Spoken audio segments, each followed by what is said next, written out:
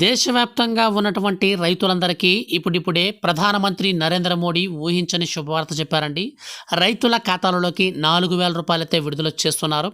అలాగే దీనితో పాటుగా పీఎం కిసాన్ సమ్మాన్ నిధి పథకానికి సంబంధించిన 6,000 రూపాయలను 8,000 రూపాయలకు పైగా పెంచుతూ నోటిఫికేషన్ కూడా విడుదల చేశారు.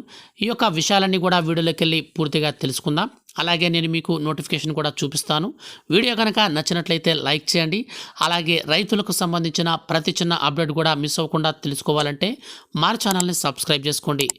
ఇక ఏమాత్రం ఆలస్యం చేయకుండా టాపిక్ని స్టార్ట్ చేద్దాం.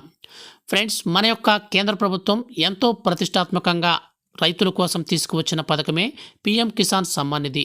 ఈ యొక్క పీఎం కిసాన్ సమ్మాన్ నిధి పథకం కింద కేంద్ర ప్రభుత్వం ఏడాదికి 3 సార్లు 2,000 రూపాయల చొప్పున 6,000 రూపాయలను ఖాతాలలోకి వేస్తుంది. ఇప్పుడు ఆ మొత్తాన్ని 8,000కు పెంచనుందట.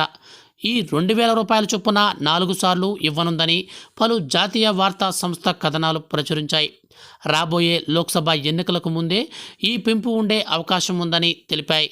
దీంతో పాటుగా పీఎం కిసాన్ పథకానికి సంబంధించి అర్హత కలిగిన రైతులందరికీ సంక్రాంతి కానుకగా మరో 2,000 రూపాయలనైతే విడుదల చేసే అవకాశం ఉన్నట్లు అధికారిక వర్గాలు కూడా తెలుపుతున్నాయి. ప్రతి సంవత్సరం సంక్రాంతికి ముందుగా రైతుల అకౌంట్లలోకి 2,000 రూపాయలను ప్రధానమంత్రి నరేంద్ర మోడీ గారు విడుదల చేసి అందరికీ పంచుతుంటారు.